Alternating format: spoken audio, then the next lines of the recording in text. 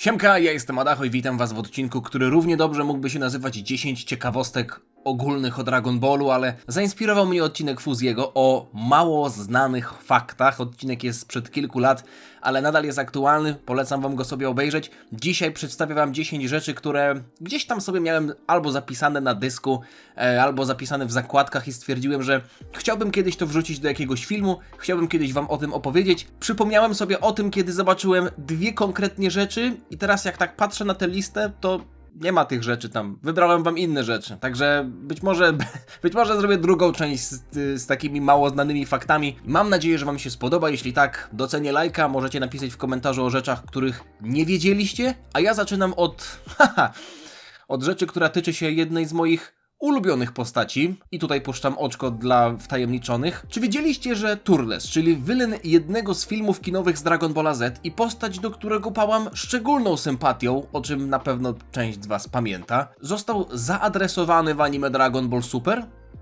Czy to oznacza, że Turles stał się częścią tego samego kontinuum? Czy to dodatkowo oznacza, że Vegeta jest księciem 4 pełnokrwistych Saiyan, a nie 3? No bo mamy Goku, Broliego, brata Vegety, Tarbla i teraz byłby Turles. Nie liczę hybrydowych i nie liczę samego Vegety.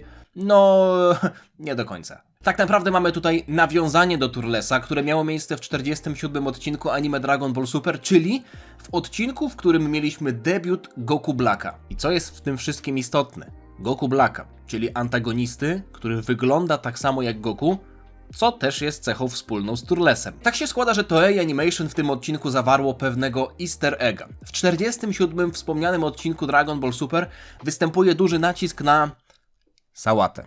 Tak, Goku zbiera sałatę z Piccolo, który docenia, jak bardzo wszechstronny jest to trening. Potem Goku z tą sałatą teleportuje się na planetę Birusa, następnie wręcza ją Birusowi, ten ją kosztuje, komplementuje jej smak. Dość dużo uwagi poświęcone jest sałacie, zwłaszcza w tak ważnym odcinku, który wprowadza jednego z najbardziej popularnych antagonistów w historii Dragon Balla. Ukrytym powodem tego zabiegu jest właśnie Turles, którego imię po japońsku czyta się Taresu. Po przestawieniu sylab w tym imieniu otrzymujemy słowo Retasu, a jeśli wykluczymy to przedłużenie głoski, zostaje nam Retasu, czyli po japońsku słowo sałata. Przepraszam fanów Turlesa, jeśli spodziewaliście się, że się on gdzieś pojawił oficjalnie. Nie, pojawił się pod postacią sałaty, tak samo jak Ginyu pojawił się pod postacią żaby. Mimo wszystko, pozwólcie, że na chwilę zmienię temat, bo Holly o smaku sałaty jeszcze nie ma, ale jest kilka innych nowości, o których chciałbym wam powiedzieć. Miesiąc temu już opowiadałem wam o Holly i od tego czasu niewiele się zmieniło. Oprócz tego, że skończyły mi się moje ulubione Ice Tea. Tym bardziej doceniam ostatnie dosłanie mi moich ulubionych smaków i też Energy, które akurat u nas w domu pije Marcia. Na pewno skład Holly się nie zmienił. Nadal zero cukru, nadal lepsza alternatywa dla sklepowych sikaczy, nadal naturalne składniki i nadal spoko cena w przeliczeniu na jeden półlitrowy napój. A ta cena może być jeszcze lepsza, jeśli na trwającą do 3 maja promkę, czyli minus 45 zł na starter set deluxe, nałożycie kod ADACHO na dodatkowe minus 10%. To taki zestaw wielu smaków i 4 typów Holly, żebyście sprawdzili, co wam siada, a co nie. Ale ogarnijcie jeszcze to. Syrup Bottle, czyli w wolnym tłumaczeniu syropowa butelka i zestaw podów z syropem, czyli takich małych buteleczek, który wkłada się do specjalnej kieszonki, butelka zalewa wodą i podczas picia syrop miesza się z wodą, uwaga, z ustaloną przez was intensywnością w 5-stopniowej skali. Stopień 1 to jest coś jak woda smakowa, stopień 5 to mocniejszy smak i też większe zużycie syropu. Na poziomie 3 syropu starcza na około 2,5 litra napoju. I rzecz najważniejsza, nadal zero cukru i wciąż znikome kalorie. Na syropowy starter set trwa promka, na którą też możecie nałożyć mój kod zniżkowy. To jest zestaw z 10 podami w różnych smakach i z tą specjalną butelką. I jeszcze ważne info na sam koniec, bo chciałbym, żebyście byli tego świadomi ze względu na olbrzymią ilość zamówień. Obecny czas dostawy to aż 6 tygodni. Okej, to tyle. Dzięki za uwagę. Wracamy do odcinka. Dragon Ball GT Perfect File to 2 tomy encyklopedyczne wydane po raz pierwszy przez Shueisha w 1997 roku, zawierające informacje na temat Dragon Balla GT. Widnieje tam niezwykle intrygująca informacjo-teoria tycząca się, i tutaj cudzysłów, prawdziwego Super Saiyanina i też teoria tycząca się potencjalnego pochodzenia rasy Saiyan. Cytuję. Super Saiyanin to najsilniejszy Saiyanin, który pojawia się raz na 1000 lat. Jednak po transformacji Goku, Super Saiyanie pojawiali się jeden po drugim. Z tego powodu wiarygodność legendy z czasem zdawała się słabnąć. Nawiasem mówiąc, legenda o Super Saiyanie głosi, że ten lubi niszczyć i zabijać. Ale w rzeczywistości wszyscy mieli ku temu powody. Ale pamiętajcie, Goku miał też super brutalną formę. Tak, kiedy przeobraził się w złotą małpę. Jego dzikość, niszczycielska moc pasują do legendy, że kocha on niszczenie i rzeź. Forma złotej małpy i w przypadku Baby'ego również ta forma występowała. Moglibyśmy uznać, że tę formę dałoby się nazwać prawdziwym Super Saiyaninem. Planeta Vegeta, dawniej znana jako planeta Plant, była pierwotnie planetą Cufurian i nie jest ojczyzną Saiyan. Pochodzenie Saiyan jest nieznane, a zapisy mówią jedynie, że prymitywni Saiyanie zostali wyrzuceni na brzeg planety Plant w tajemniczym statku kosmicznym. Miejsce, z którego wystartował statek kosmiczny, może być prawdziwą ojczyzną Saiyan. Może rodzima planeta Saiyan nadal istnieje gdzieś we wszechświecie. To jest, tak jak powiedziałem, materiał z 97 roku, więc my już wiemy, że jest to planeta Sadala, ale słuchajcie tego. Istnieje również teoria, że Saiyanie byli pierwotnie wielkimi małpami, które zyskały inteligencję i stały się ludźmi. Saiyanie na początku byli małpami, a Złoty Ozaru tak naprawdę to jest prawdziwy Super Saiyanin, który Nie wiem, co oni biorą w tej Shueishi, ale podoba mi się to, bierzcie tego więcej. Bibidi jest ojcem Babidiego i wiemy to bezpośrednio od Shina, który opowiadał historię Majin Buu na kartach mangi Dragon Ball. Natomiast wiemy, że ojcostwo w Dragon Ballu nie jest zero-jedynkowe, bo chociażby w przypadku Piccolo Daimao i też późniejszego juniora, wiemy, że ten drugi jest też reinkarnacją swojego ojca, więc trochę synem, a trochę reinkarnacją. Toriyama w 2014 roku zapytany o narodziny Babidiego odpowiedział w ten sposób. Bardziej niż dzieckiem, Babidi jest raczej sobowtórem Bibidiego. Rozdzielał się on za każdym razem, gdy tylko miał trudne zadanie do zrobienia dla jednej osoby. Mógłby jeszcze bardziej zwiększyć liczbę sobowtórów, ale jego magiczne moce proporcjonalnie by osłabły. Potem, gdy Bibidi zmarł, a Babidi został sam, odzyskał on całą swoją pierwotną magiczną moc.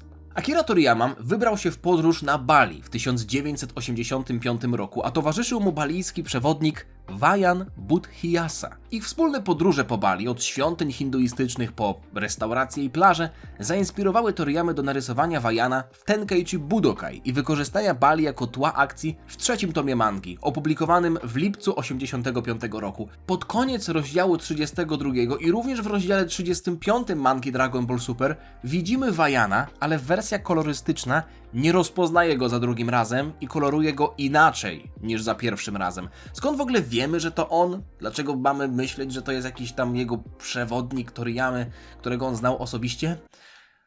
Są dwie mocne przesłanki. Napis na rękawie Wayana oraz naklejka na walizce Roshiego. Wyobrażacie sobie, jakie to musi być uczucie być realną osobą i być zawartym w mandze Dragon Ball? Być uwiecznionym na kartach jednej z najbardziej kultowych mang w historii? Ale okej, idziemy dalej. Trunks i Ranfan. Co łączy te dwie postacie? Co mają wspólnego ze sobą te dwie postacie? Jak myślicie? Daję wam 5 sekund na namysł. Dragon Ball Adventure Special informuje, że mąż Ranfan ma na imię Trunks, a więc okazuje się, że nasz Trunks to nie jest pierwszy Trunks w historii Dragon Balla. Chronologicznie. Mąż Ranfan nigdy nie jest wspomniany ani w oryginalnej mandze Dragon Ball, ani w adaptacji anime. Jedyna wzmianka o mężu Ranfan pojawia się w książce Dragon Ball Adventure Special. To jest przewodnik po postaciach wydany w Japonii przez Shueisha w 1987 roku. Wspomniano również, że mąż Ranfan, nie wiem czy mogę mówić, to wiem, że prawdopodobnie niektórzy z was oglądają to po 22, ale okej. Mąż Ranfan lubi dotykać piersi i pośladków Ranfan.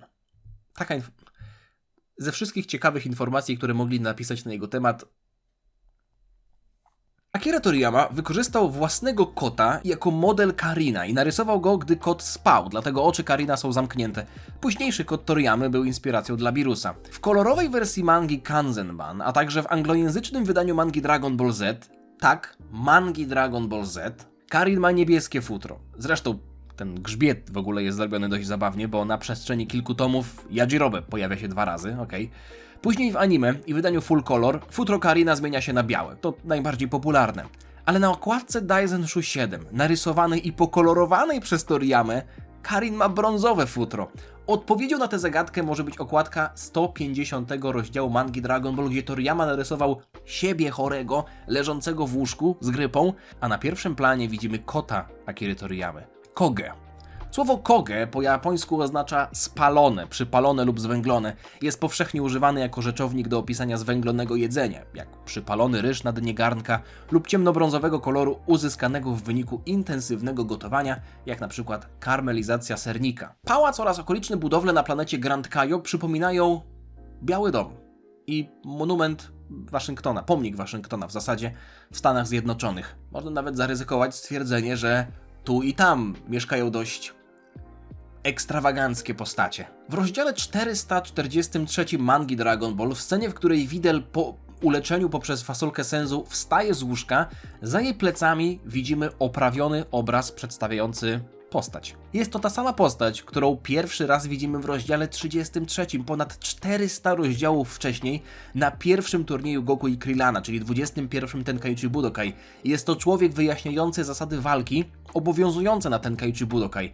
Czy jest to obrazek sugerujący, że był to zasłużony pracownik i po prostu oddają mu hołd, bo może zmarł w międzyczasie? A może został pracownikiem miesiąca i wieszają portrety takich pracowników, tak jak w Tłustym Krabie w SpongeBobie. Syn, Haze, Ice, Nuowa, Rage, Oceanus i Naturon.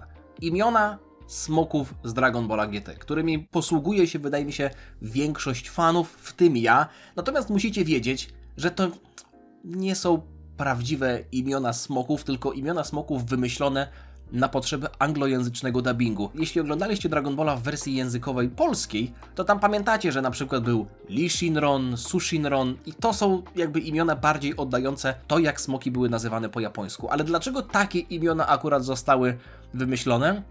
Otóż jeśli weźmiemy pierwszą literkę każdego imienia i ułożymy smoki w takiej kolejności, ile gwiazdek miały one na swoich kulach, czyli Syn jest pierwszy, bo miał jedną gwiazdkę, Haze jest drugi, bo miał dwie gwiazdki, to pierwsze litery układają się w słowo Shenron.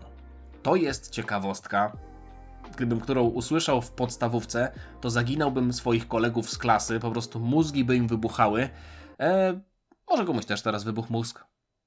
Pozdrawiam wszystkich fanów z podstawówki. Wiem, że też takich mam. Teraz słuchajcie tego, bo to też jest, wiąże się to z pewnym morałem i z pewną lekcją, którą chciałbym wam przekazać.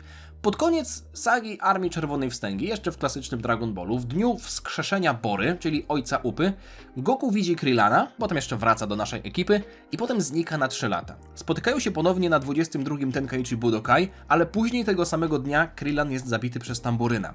Kilka dni później, gdy Krillan jest wskrzeszony, Goku przy tym nie ma, bo jest on już w pałacu Kamiego i znika on na kolejne 3 lata przed 23. Tenkaichi Budokai, na początku którego Krillan znowu spotyka Goku i rzuca się w jego ramiona, mówiąc, że nie miał nawet mu okazji podziękować.